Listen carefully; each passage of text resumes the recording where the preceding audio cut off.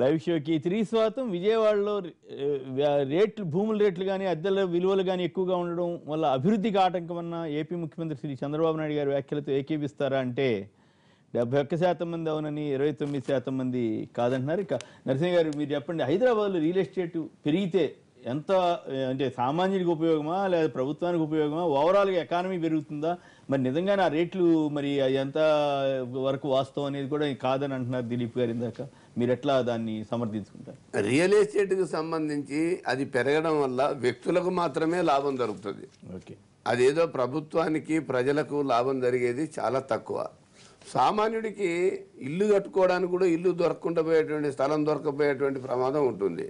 ఇక్కడ గమనించాల్సింది ఏంటంటే ఇది కొన్ని వర్గాలకు సంబంధించి కావాలని క్రియేట్ చేసేటువంటి పద్ధతులలో ఉంటుంది.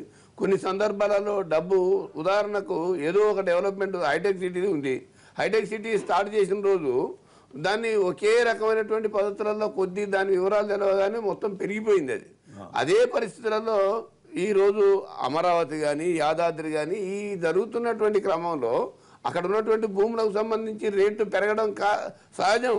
డబ్బున్నవాడు ఎక్కడో దగ్గర ఇన్వెస్ట్ చేయాలి కాబట్టి ఆడ 10 రూపాయలకు 15 రూపాయలు పెట్టి కొనడానికి వీలుంది. ఆ వాడు 15 కొనడు కాబట్టి అది ఇంకో 5 రూపాయలు పెరుగుతుంది. అంతే తప్ప ఇది వ్యక్తులకు లాభం జరుగుతుంది, ప్రభుత్వానికో ప్రజలకో లాభం జరిగేది చాలా తక్కువ.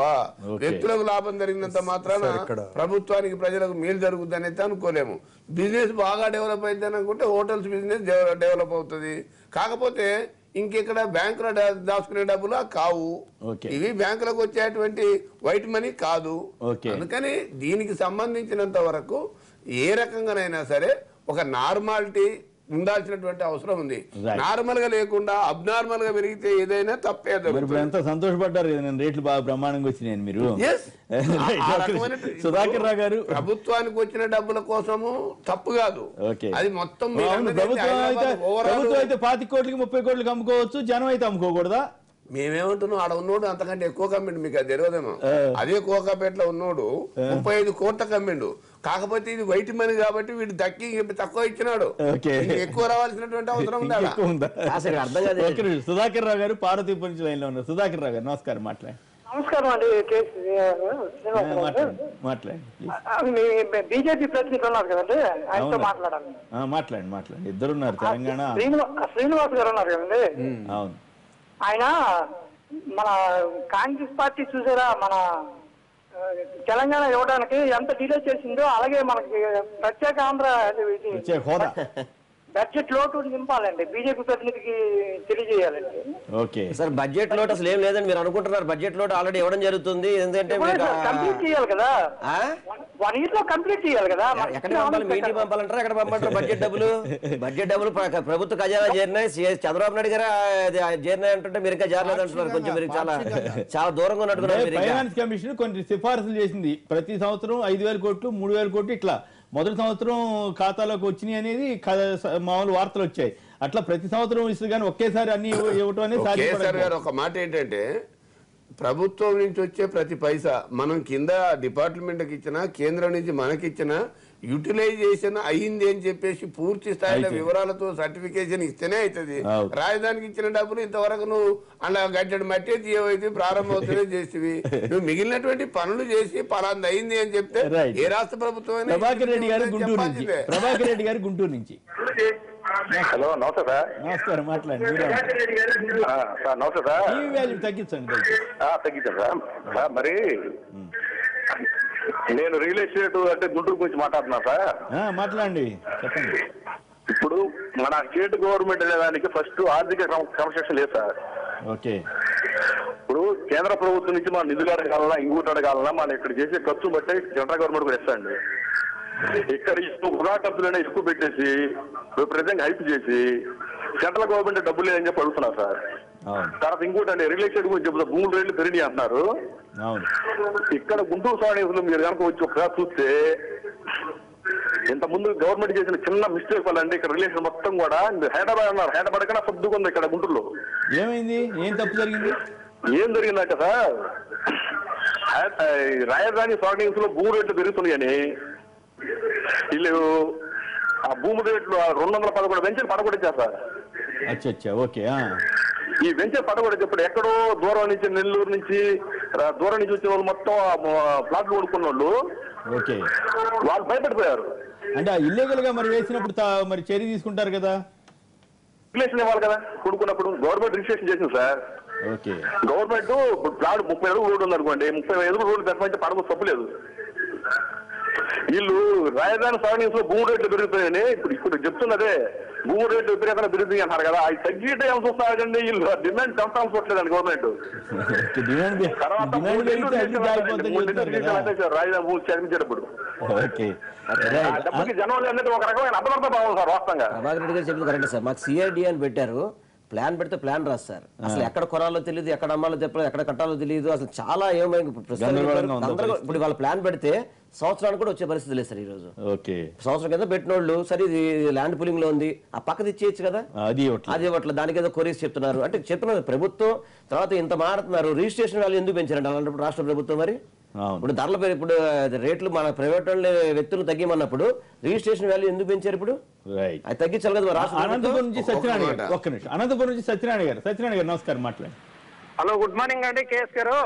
నమస్కారం, మాట్లాడండి సార్. బీజేపీ వాళ్ళకి కొద్దిగా చిన్న ఇది సార్, చెప్పండి చెప్పండి సార్. రాజధాని వాళ్ళే ఇంటెన్షన్ గా తీసుకునేసి నిర్మించేసి ఉంటే ఏదో కాంగ్రెస్ తప్పు చేసింది, బీజేపీ వాళ్ళు మంచి పని చేసినారని జీవితాంతం మంచి పేరు ఉండేదండి బీజేపీ వాళ్ళకి. చేయలేదు బ్రదర్, బీజేపీ నిర్వహణ చేయాలంటున్నది అది రాష్ట్ర ప్రభుత్వం చేయాలి కానీ కేంద్రం మీరే కట్టించేయండి అంటే సరిపోతుంది. ఆ పని మాట చంద్రబాబు నాయుడు చెప్తే పాటికి అయిపోయేది, ఆయన చెప్పాలి కదా. కాదు, మొన్న పోలవరం ఇష్యూలో చెప్పారు కదా చంద్రబాబు గారు, మీరన్నా కట్టండి లేదంటే మాకు డబ్బులు అన్నారు కదా. అట్లా ఏదో ఒక అగ్రిమెంట్కి వస్తే బాగానే ఉంటుంది. అయితే రాజధాని కట్టడం అంటే ఏమిటి అనే దాని మీద పెద్ద చర్చ జరుగుతుంది కదా. రాజధాని అంటే ఒక ఆఫీసులా లేకపోతే మొత్తం 9 నగరాలు కట్టాలంటున్నారు ఆయన. మరి ఆ కాన్సెప్చువల్ ప్రాబ్లం ఒకటి తేడా ఉంది గోవింద్ రెడ్డి గారు. ఈ 9 నగరాలు ఇష్యూ ఇవన్నీ ఒకటి వల్ల ఈ ప్రాబ్లం వచ్చింది కావున కాదు అంటే అది రాష్ట్ర ప్రభుత్వమే చేయాలి. అంటే ఇచ్చినటువంటి మనకు కమిటీ రిపోర్ట్ ఏదైతే సెంట్రల్ గవర్నమెంట్ నియమించినటువంటి కమిటీ ఇచ్చినటువంటి రిపోర్టును ఆయన కాదన్నారు.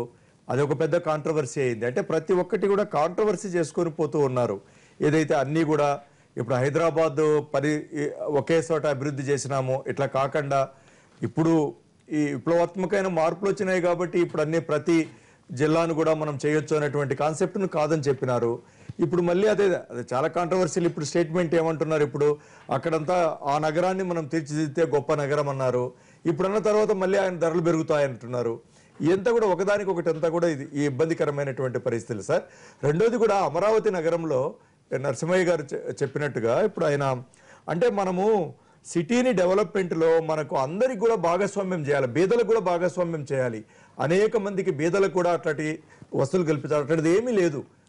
ప్లాన్ రాలేదుగా, ప్లాన్ రాకుండా లేదని ఎట్లా అంటాం? ప్లాన్ లో ఎట్లా ఉంటుందని అయితే ఇంత ఖరీదు పెట్టిన తర్వాత ప్లాన్ మీరు అన్నట్టు డౌట్ వస్తుంది. అవును, ఇంత ఖరీదు పెట్టి మరి పేదలకు ఇవ్వగలుగుతారా అనేది ఒక డౌట్ వస్తుంది. అందుకనే వాళ్ళకు కొన్ని బిట్స్ ఎక్కడెక్కడ ఉండాలి, రైతులకి ఎక్కడ ఇచ్చేదే రావాలి కదా. ఇంకా ఒక్క సాయి గారు అమరావతి నుంచి సాయి గారు నమస్కారం, మాట్లాడండి. అసలు యాక్చువల్ పరిస్థితి ఎట్లా ఉంది సార్? Good morning sir. నమస్కారం, చెప్పండి సార్. నేను విషయం చెప్తా సార్. రియల్ ఎస్టేట్ వల్ల రేట్లు పెరగలేదు సార్. వీళ్ళు హైప్ చేస్తారు సార్. హైప్ వల్ల రేట్లు పెరుగుతున్నాయి. ఫ్యూచర్ లో అక్కడ రింగ్ రోడ్డు పడుతుంది, అక్కడ రేట్లు పెరుగుతాయి అని హైప్ వల్ల రేట్లు పెరుగుతున్నాయి. కానీ మా విజయవాడ గానీ మా ఉండవల్లి సెంటర్ గానీ ఆటోమేటిక్ గా రేట్లు పెరిగినాయి కానీ ఎవరో పెంచిన రేట్లు కాదు సార్. సో కొత్తగా ఏం పెరగలేదు కాదు. ఇప్పుడు రేట్లు పెరగడం వల్ల అభివృద్ధి అయిపోద్దని అంటున్నారు కదా. ఏం సార్ మా ఊరికి 2008 నుంచి అపార్ట్మెంట్లు ఉన్నాయి సార్ మా ఊర్లో. ముందే అభివృద్ధి చెందిందంటారు. ఎందుకు వెల్లంపల్లి శ్రీనివాసరావు గారికి బాగా తెలుసండి. వెల్లంపల్లి శ్రీనివాసరావు మా వర్షం ఎమ్మెల్యేకి చేశారు. వెల్లంపల్లి శ్రీనివాసరావు గారికి అన్ని తెలుసు. అవును, ఆయన చెప్తున్నారు కదా. రవి గారు మాట్లాడండి. ఇప్పుడు మొదటిదండి, కేంద్రము తగినంతగా ఇవ్వడం లేదు. మీరు అన్నట్టుగా కొద్దిగానే ఇచ్చిన దానికి కూడా వీళ్ళు కూడా దాని పద్ధతిగా లెక్క చెప్పట్లేదు. ముఖ్యంగా ప్రభుత్వాల చుట్టూ తిరగాలనేది లేదు. ఇది కార్పొరేట్ పద్ధతిలో వెళ్ళాలి, ప్రైవేట్ పద్ధతిలో ఉండటం వల్ల ఈ పరిణామం జరుగుతుంది. తగిన ఒత్తిడి కూడా ఇప్పుడు ఉదాహరణకు నిన్న శీర్షిక చూస్తే బతిమాలు తెచ్చుకుందామని, బతిమాలు అక్కర్లేదు, బరిలోకి దిగక్కర్లేదు, మామూలుగా రాజ్యాంగబద్ధంగా చేయాల్సింది రెండోది విజయవాడ, గుంటూరు, అమరావతి ఈ త్రికోణంలాగా మీరు తీసుకుంటే ఎక్కడ రేట్లు పెరుగుతున్నాయి లేకపోతే దేన్ని చూపించి ఎక్కడ ఆగిపోతుంది అనేది కూడా ఒక పెద్ద గందరగోళం ఉంది. విజయవాడ స్థానికులకు ఈ విషయంలో తీవ్రమైన అసంతృప్తి ఉంది, మా దగ్గర కాదు అంత అమరావతి పోతుందని. గుంటూరు ఇందాక రియల్ ఎస్టేట్ ఆయన చెప్పినట్టుగా అక్కడ తర్వాత ఈ కాలంలో అసలు లావాదేవీలు ఆపేయాలని ప్రభుత్వం కొంతకాలం ఉత్తర్వులు ఇచ్చింది, అది ఒక గజిబిజిని సృష్టించింది. వీళ్ళు ఆపాలన్నప్పుడు తెర వెనుకేమో పాలక పక్షానికి లేదా మోతుబర్లు వాళ్ళు కొనుక్కున్నారు. ఈ విధంగా ఇదో పెద్ద మాయాబజార్ లాగా అయితే అక్కడ తయారైనటువంటి మాట నిజం. ఈ పారదర్శకత లేదు, ఈ మొత్తంలో కూడా పారదర్శకత లేదు. ఒక అఖిలపక్షం వేసి భాగస్వామ్యం చెప్పడం లేదు, అన్ని సంఘాలకు చెప్పడం లేదు, రైతులు ఇది లేనప్పుడు ఏమైందంటే ఎప్పుడైతే మీకు పారదర్శకత లేదో అవాంఛనీయమైన పద్ధతులు, అక్రమ మార్గాలు పెరుగుతాయి. ఇప్పుడు అక్కడ మనం ఎదుర్కొంటున్నటువంటి ఒక పరిస్థితి. ఇది సంక్షోభానికి కూడా దారి తీయచ్చు. ఒక దశలో మొత్తం క్యాపిటల్ అంతా బ్లాక్ అయిపోయిందని అది ఎవరి మీద పడుతుందంటే మళ్ళీ రైతుల మీద, సామాన్యుల మీద పడుతుంది. ప్రభుత్వం గృహ నిర్మాణానికి ఏం బాధ్యత తీసుకోదు, మామూలు వాళ్ళేమో అద్దెలు పెంచేస్తారు ఇదే అవకాశం అని. అప్పుడు మళ్ళీ ఎవరు దెబ్బతింటారంటే దిగువ మధ్య తరగతి పేద వర్గాల ప్రజలు దెబ్బతింటారు. అందువల్ల విజయవాడ ప్రాంతానికి రాజధాని వచ్చింది అనే సంతోషం ఎంతుందో దాని నుంచి సామాన్యుడికి ఎదురవుతున్న సమస్యలు, పై వాళ్ళ గురించి నేను మాట్లాడడం లేదు, ఇన్వెస్ట్ చేయగలిగిన వాళ్ళు లేకపోతే కార్లలో విమానాల్లో తిరగలిగిన వాళ్ళకి సమస్య కాకపోవచ్చు, కానీ సామాన్యులకు అది పెద్ద సవాలుగా మారుతుంది. ఇవాళ ఉదయం పేపర్లో ఇదే అంశం వారు చెప్పినది, రవి గారు చెప్పిన దాంట్లో దేశవ్యాప్తంగా సంపద పెరిగింది అని ఆ సర్వే ఇచ్చుకుంటే ఏం చెప్పాడంటే ఈ సంపద కొద్దిమంది దగ్గరికి పోయింది తప్ప సామాన్యుడికి చేరలేదు అన్నాడు. సంపద సృష్టి అవుతుంది. ఒక మాట ఏంటంటే చెప్పిన దానికి యాడింగ్గా ఒకటి మనం ఆలోచించాల్సింది. సరే, ఇప్పుడు దీనికి సంబంధించినటువంటి ఏ రకంగా మనం ప్రాపర్టీస్ను ధర పెరగకుండా ప్రభుత్వం కాపాడాలా, ప్రభుత్వం అన్నప్పుడు మనం గతంలో కూడా చూసినాం, ముంబై నగరంతో కంటే కూడా ఇక్కడ రేట్లు ఎక్కువనే ఆయన బాధపడ్డారు. ఈ రోజు రేట్లు ఎక్కువనే ఆయన బాధపడ్డా, కారు చౌకగా అప్పజెప్పిపోయినటువంటి హైటెక్ సిటీ ఉన్న ఆస్తులన్నీ నిన్న కేసీఆర్ గారు పారదర్శకంగా పెట్టినటువంటి డబ్బుకు మొత్తం దాచిపెట్టుకున్నట్టే కదా, పెద్దలకు మనం దోచిపెట్టినట్టే కదా అని. అందుకని నేను అనేది ఏమిటంటే దోచిపెడితే మరి మీరు ఎట్లా అమ్మగలిగారు? కొద్ది మిగిలినాయండి కేసీఆర్ గారు, మిగిలినాయి అసలే అని పోయినాయి. అసలు ఇప్పుడు ఐఎంజీ భారత్ ఎట్లా వచ్చిందో మనకు తెలుసు. దాని తర్వాత ఇప్పుడు గోల్డ్ ఫోర్ట్ రకరకాల అది అవ్వలేదు కదా. అయితే మీరు ప్రభుత్వం ఇప్పుడు ప్రజలకు సంబంధించి అప్పుడు కారు చౌకగా ఇవ్వడం వల్ల ఈ రోజు కారుకి అధికారం ఇచ్చారు.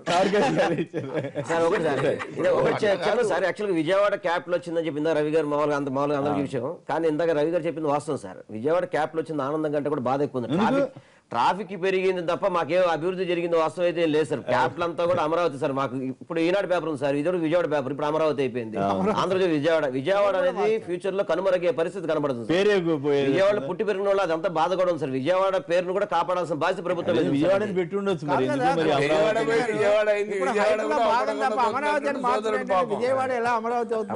ఇప్పుడు విజయవాడ కనుమరుగైపోతుంది. చంద్రబాబు నాయుడు గారు కూడా దాన్ని ఒకసారి విజయవాడ కూడా చేసుకుంటున్నారు. అమరావతి అంటే చంద్రబాబు గారు కనపడతారు, విజయవాడ అంటే అల్లంపల్లి శ్రీనివాస్ గారు కనపడతారు. ఇక్కడ చివరి మాట ఒకటి చెప్తా, హైటెక్ సిటీతో హైదరాబాద్ నేనే కట్టాను, హుద్దూర్ తర్వాత విశాఖపట్నాన్ని నేనే కట్టాను, అమరావతి అంటే ఒక విధంగా అభినవ ఆంధ్రభోజుడు మన ముందు, ఒక హైటెక్ ఆంధ్రభోజుడు ఒక ఆయన మన మధ్య తయారవుతున్నాడు. అమరావతి నిజంగా అభివృద్ధి చేస్తే గొప్పతనం ఆయనదే అవుతుంది. అభివృద్ధి కేవలం విజయవాడ అంటే మళ్ళీ అభివృద్ధి జరగదు, ఐఎంజీ ఫార్ములాలో అభివృద్ధి జరగదు. అది ఎట్లా అంటారా?